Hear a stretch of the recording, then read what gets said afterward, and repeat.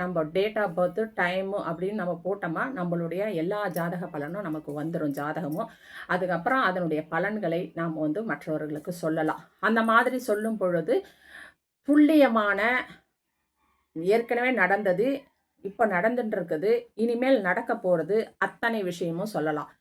அவன் வீடு வாங்குவானா? வாங்க மாட்டானா? இல்ல எந்த திசையில வாங்குவான்? எந்த நாள்ல கிடைக்கும்? அது உள்ளூர்லயா? வெளியூர்லயா? திருமணம் சொந்தத்திலயா? அசலிலயா? குழந்தை ஆணா? பெண்ணா? குழந்தை எப்பொழுது? திருமணம் எந்த வயதில்? இது வயதான பிறகா? இல்ல சிறிய வயதிலே திருமணம் நடக்குமா? திருமண கொடுப்பனை நன்றாக அமைந்திருக்கிறதா அந்த ஜாதகருக்கு? ஆயுள் பாகம் எப்படி இருக்கு? ஆயுள் நீண்ட ஆயுளா? படுக்கையில் படுத்து அவருடைய மரணம் நிகழுமா? அல்லது படுத்தவுடன் மரணம் நிகழ்ந்து விடுமா? சுகமான மரணமா? அல்லது சுகமான பிரசவமா? இல்லைன்னா ஆபரேஷன் செய்கின்ற பிரசவமா பெண்ணுக்கு? அந்த மாதிரி அத்தனை விஷயமும் ஒரு ஆணும் பெண்ணும் சரியாக இணைந்து தன்னுடைய இல்லற வாழ்க்கையை சீரும் சிறப்புமாக வாழ்வார்களா? இல்லது அது டைவர்ஸில் முடியுமா? அந்த மாதிரி இந்த பெண் தனி குடித்தனம் போவாளா? இல்லது கூட்டு குடும்பத்தில் பெரியோர்களை அனுசரித்து நடந்து கொள்கின்ற பொறுப்பான பெண்ணாக இருப்பாளா?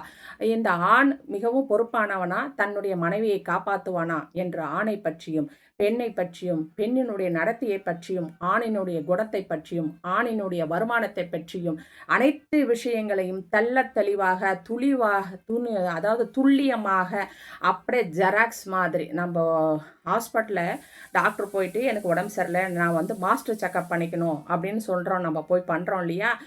நோய் வர்றதுக்கு முன்னையே பண்ண உடனே அவங்க என்ன பண்ணுறாங்க? ஸ்கேன் ரிப்போர்ட் கொடுக்குறாங்க. அந்த மாதிரி ஒரு ஸ்கேன் ரிப்போர்ட்டு தான் இந்த ஜாதக ஆய்வு.